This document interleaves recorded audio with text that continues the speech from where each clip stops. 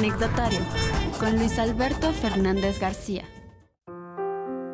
Maribel Miró Flaquer estudió la licenciatura en Historia en la Universidad Iberoamericana y es maestra en Historia por la Universidad Autónoma de Querétaro. Se desempeñó como investigadora de la Universidad Autónoma de Tamaulipas y fue directora de los centros INAH en Tamaulipas, Jalisco y Estado de México.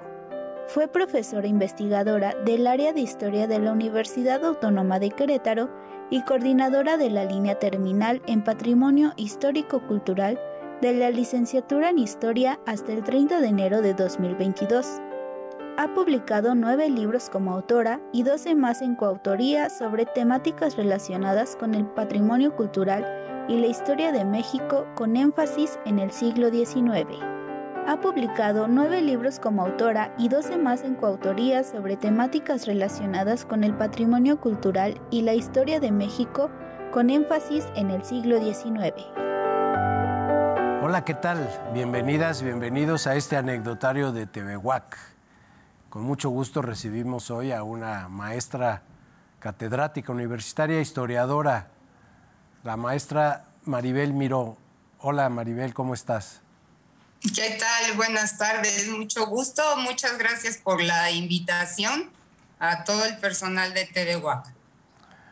Maribel, eres maestra universitaria, pero vaya, tu oficio es el de historiar, ¿verdad? Platícanos de cómo te empezó esa vocación. Ay, pues bueno, esa vocación yo creo que es un poco cuestión de familia, porque bueno, mi papá era escritor, bueno, fundamentalmente era político, ¿no? No era mi abuelito, era mi papá, lo que pasa es que ya me tuvo muy grande, pero él estuvo incluso participando en la Guerra Civil Española.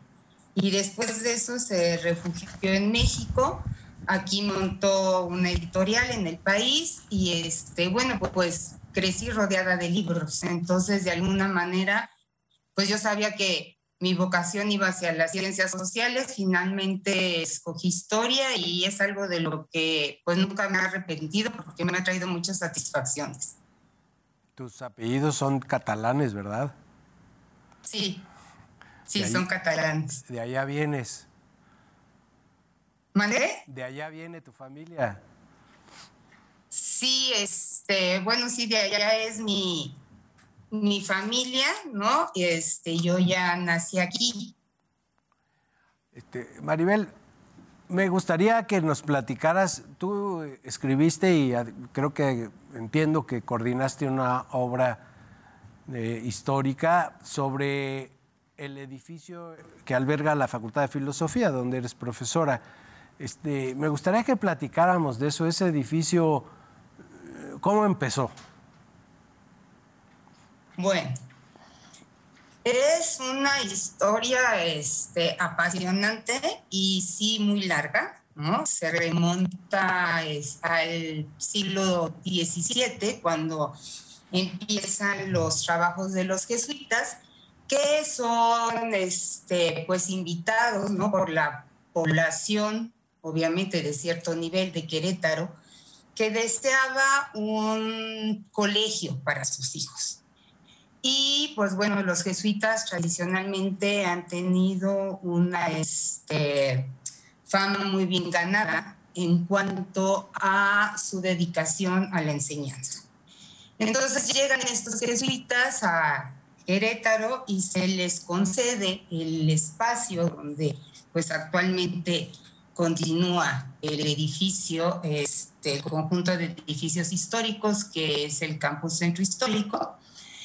Y ahí empiezan con una construcción muy humilde, incluso era una construcción que ya estaba en el lugar, y realizan una serie de mejoras al inmueble. Y posteriormente, durante el siglo XVIII, estas mejoras continúan y continúan también con una serie de ampliaciones.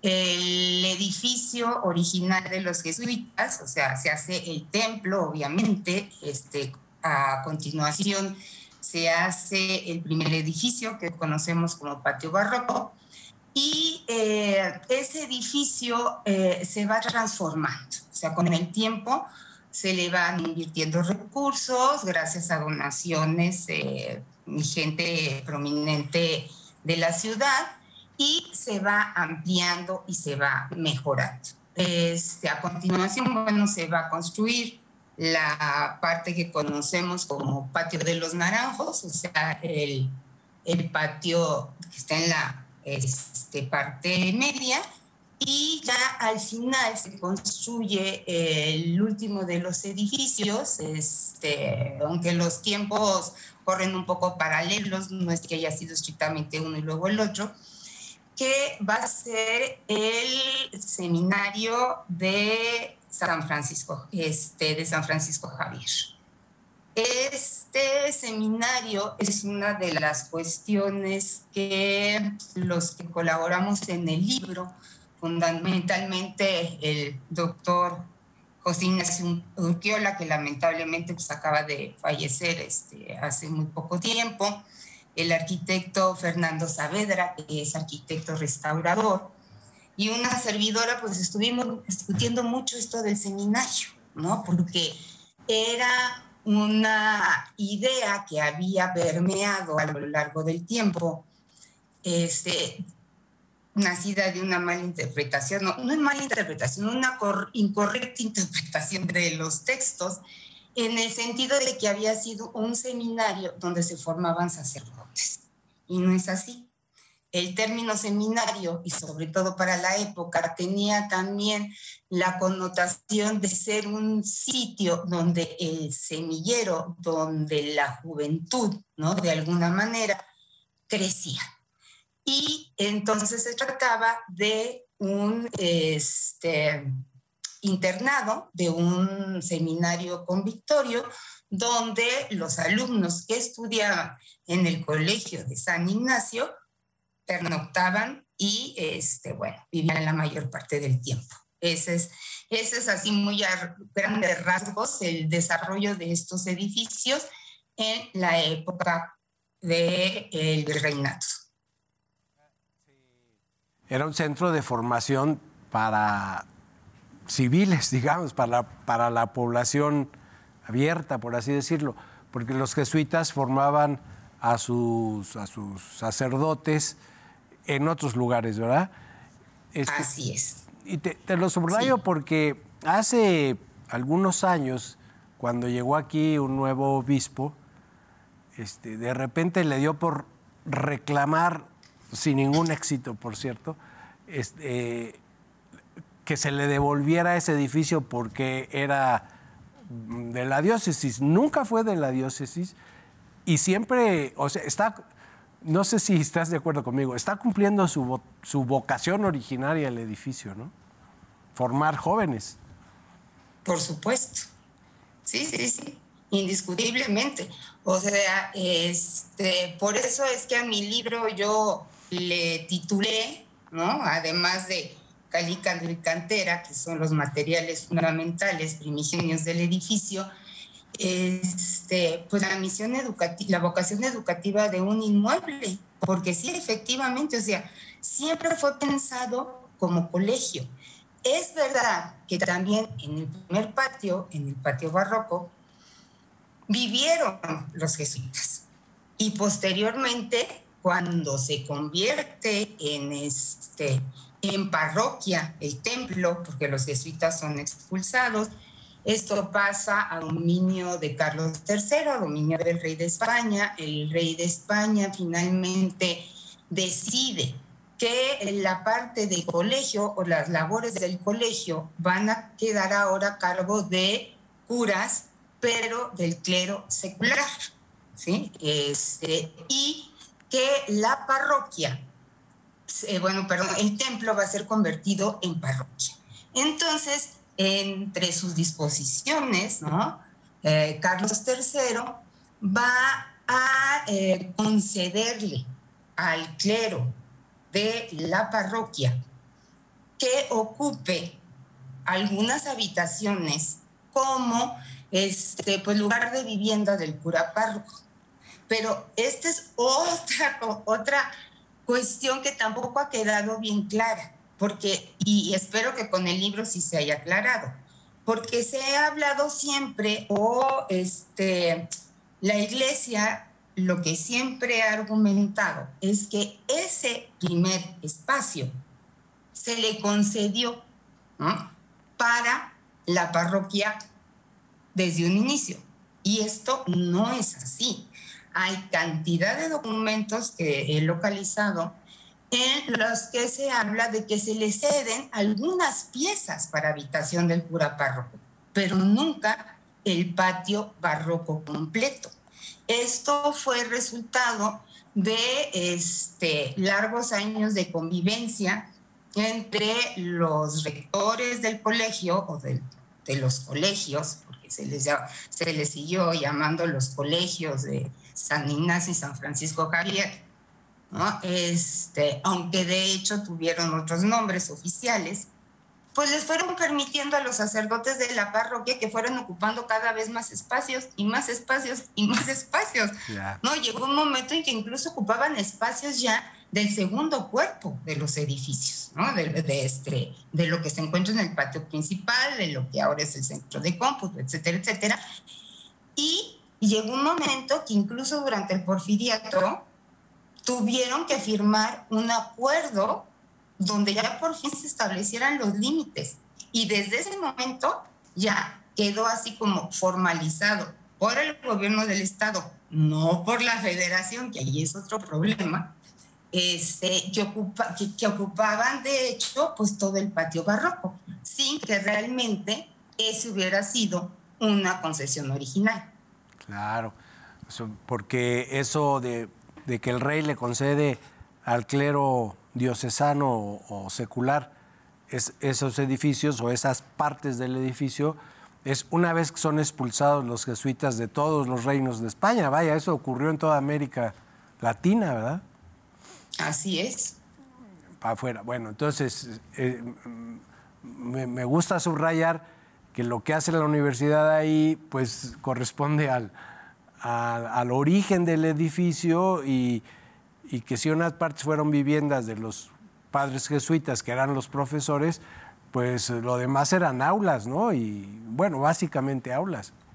Sí, efectivamente. O sea, los padres jesuitas cuando inician, ¿no?, este proyecto y que construyen ese primer cuerpo del conjunto, pues ellos vivían ahí, ¿no?, en el primer patio, pero también había aulas en ese primer patio. O sea, no todo era la vivienda de los padres jesuitas, lo combinaban con las aulas. Después se fueron expandiendo y había aulas ahí y en el segundo edificio. Y luego había los que estaban internos en el tercer edificio. Dormitorios. Pero de hecho el mismo patio barroco nunca perdió durante mucho tiempo el combinar las actividades de los jesuitas como profesores y su vivienda y obviamente el acceso que tenían de manera directa a la parroquia, que también pues era parte de su encomienda, la labor misional. Maribel, esos edificios, como lo podemos observar hasta la fecha, son de una gran factura, son de una arquitectura muy armónica, muy hermosa, sobre todo el primer patio, y son muy bonitos. Algo hablaste de que la población cooperaba, pero ¿nos puedes decir un poco más cómo se financió desde el principio la obra de los jesuitas en Querétaro? Sí. A ver, la obra de los jesuitas, pues inicialmente tuvo que ver con los patronos, ¿no? Con aquellas familias destacadas que pues aportaron para el terreno, para algunos la construcción de algunos espacios, pero también los jesuitas tenían su manera de hacerse de sus propios recursos, ¿no? Los padres jesuitas, bueno, pues tuvieron una actividad económica muy importante, o sea, fueron dueños de varias haciendas, ¿no? Tenían huertas, no solamente la huerta de atrás del edificio, sino que tenían huertas en otras partes de la ciudad. Y además, las casas que ahora vemos sobre Próspero C. Vega, ¿no? Como va la circulación a mano izquierda, pegadas al edificio de la facultad, pues ahí también hicieron una serie de casas que les daban recursos para sostener las cátedras, ¿no? Entonces, pues bueno, sí seguían teniendo ayuda de los patrocinadores porque pues había muchas donaciones, ¿no? Para pues, poder precisamente pagar, ¿no? El hospedaje de los estudiantes, las clases que se impartían, pero los jesuitas tuvieron una gran actividad económica.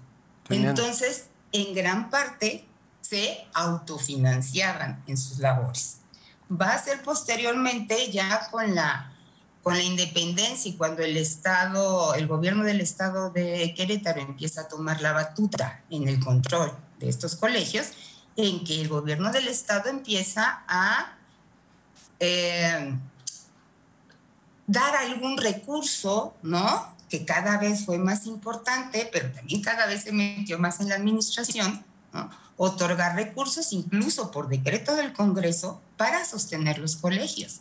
Pero los gobernadores siempre estuvieron muy al pendiente de los ingresos que eran propios del colegio, ¿no? Sobre todo los de estas casas. Durante mucho tiempo los gobernadores preguntaban y preguntaban que cuál era el ingreso propio de los colegios y qué pasaba con el dinero de estas casas habitación. Eran rentas, o sea, tenían haciendas y, por ejemplo, esas casas que les daban rentas, supongo, ¿verdad? Sí, claro, cobraban rentas aparte de las ganancias que tenían por las haciendas. Y ahí en tu libro, como apéndice, incluso está un testamento o un acta que funda los primeros recursos para la universidad, muy interesante como escritura, ¿no? Que donan los bienes, un matrimonio que están retratados ahí a media escalera del patio barroco, que lega bienes, ¿no? Para que se funde el colegio. Sí, exactamente. A ver, ahorita se me escapa un poquito el nombre de esta pareja, de este matrimonio, a ver si ahorita lo recuerdo. Pero pues sí, hubo varios intentos de donaciones a los jesuitas de terrenos, ¿no? Pero ellos, la familia Lomeli, fueron los que ya pudieron finalmente hacer esto tangible y son los que donan primer terreno donde ya los jesuitas se pueden establecer, ¿no? Y sí, o sea, lo que tengo entendido es que también este cuadro que nosotros tenemos ahí en la majestuosa escalera, ¿no? Del patio barroco, pues es una réplica, ¿no? Sí. Porque precisamente el original, ¿no? Pues se quedó en posesión de la parroquia. Ah, sí. Sí, vaya, en todo caso, si alguien pudiera reclamar, si un edificio le pudiera reclamar al otro, sería al revés, ¿verdad? De los colegios hacia el templo, pero vaya, no estoy sugiriendo nada, pero históricamente así es. Y la gente de Querétaro, no se llamaba Diego de Landa o algo así, no lo recuerdo, ahí está en la media escalera. Es muy interesante esa escritura en el estilo así de los notarios, porque firman los hijos que renuncian a la herencia, que no les hace falta, una era monja, el otro creo que era padre, y dicen, no queremos la herencia, es para el colegio de San Ignacio. Entonces, pues queretanos dieron dinero para tener un colegio para sus jóvenes y de alguna manera son los primeros patronos de la universidad, ¿no? Sí, así es. Sí, exactamente. Y ¿recuerdas o has oído de algunos ilustres mexicanos que hayan estudiado ahí? Porque un tiempo se dijo por un librito, eso decía el maestro Modesto Cervantes, que también ya desapareció, que había un librito ahí que aparentemente había pertenecido a Miguel Hidalgo, que pudiera haber estudiado ahí algo, pero no lo sé de cierto. Perdón, que hubiera estudiado, ¿quién, perdón? Miguel Hidalgo, que hubiera estudiado... no. No, ¿verdad? Pues no creo, ¿no? Nosotros no tenemos ningún registro, o sea, los que estuvimos trabajando en el libro, vamos a pensar que es difícil también tener como el recuento de todos los estudiantes que pasaron por ahí, ¿no? Sobre todo en la época colonial, ¿no? Que es la parte que estuvo a cargo del maestro Urquiola. Y pues no, o sea, nunca lo oí mencionar nada, ni nunca que yo sepa ha habido ningún documento que pruebe esto. O sea, tampoco hay que descartar por desconocimiento las observaciones de otros investigadores, ¿no? O sea, también es verdad que la historia nunca es algo que esté terminado, que dependemos de los documentos que encontremos, ¿no? Muchas veces estos documentos pues refutan teorías que teníamos o aportan datos que no conocíamos, por eso la historia está en constante revisión. Pero pues yo lo que le puedo decir que en la elaboración del libro yo nunca me topé, ni sé que mis compañeros se hayan topado con ese dato, ¿no? Habría que ver si el maestro en algún momento pues aportó algún documento que así lo pruebe. Bueno, y finalmente, ya no como historia del edificio, sino de las ideas, que es más mi campo, pues los jesuitas mexicanos del siglo XVIII, pues trajeron aquí las ideas de la Ilustración muy parecidas a lo que escribió Locke y luego Montesquieu y realmente pues eran ideas de independencia y de una sociedad diferente, más liberal, ¿no? Y ahí, en esos edificios donde das clases, pues ahí se formaron las mentes mexicanas del siglo XVIII, que pues después, o XVII y XVIII, y después darían origen a principios del XIX a la independencia, ¿verdad? Sí, exacto. O sea, nosotros,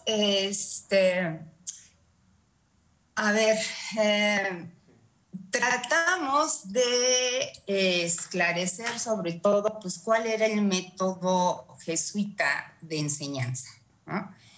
Y se conocen obviamente por todo lo que se ha escrito acerca de los jesuitas, pues que sí, que fueron pues los más revolucionarios en ese momento y además también lo siguieron siendo después, que tuvieron ideas obviamente que a la corona no le casaban, ¿no? Con su discurso más tradicionalista, por eso también fueron expulsados.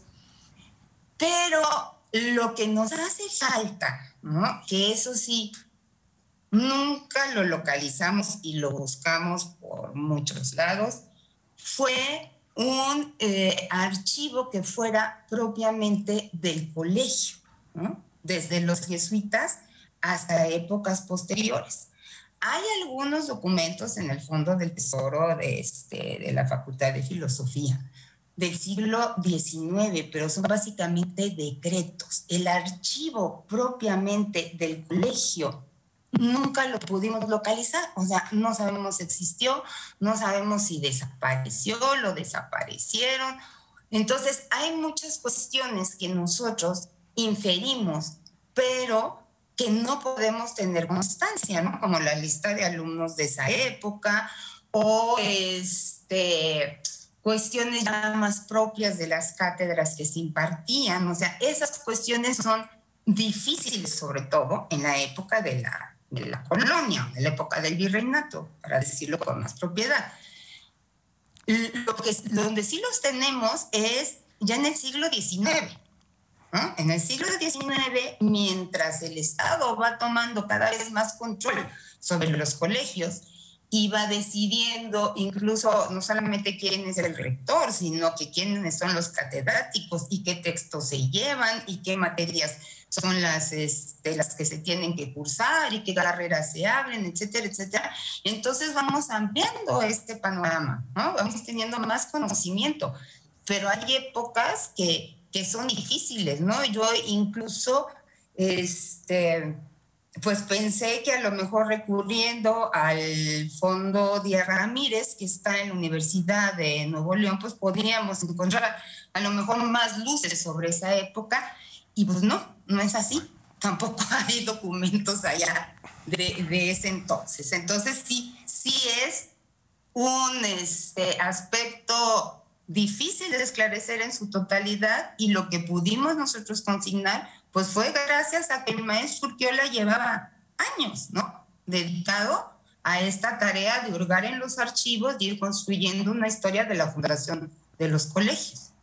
Pues muchas gracias, Maribel. Pretendimos hablar de casi 400 años en media hora, está muy difícil, pero te agradezco mucho que nos hayas acompañado este día. No, hombre, pues muchas gracias a ustedes. Y como ven, como ocurre siempre en la ciencia, quedan preguntas, hay que seguir buscando. Y muchas gracias a todo el equipo y a ustedes por su atención. Hasta la próxima, misma hora y mismo lugar.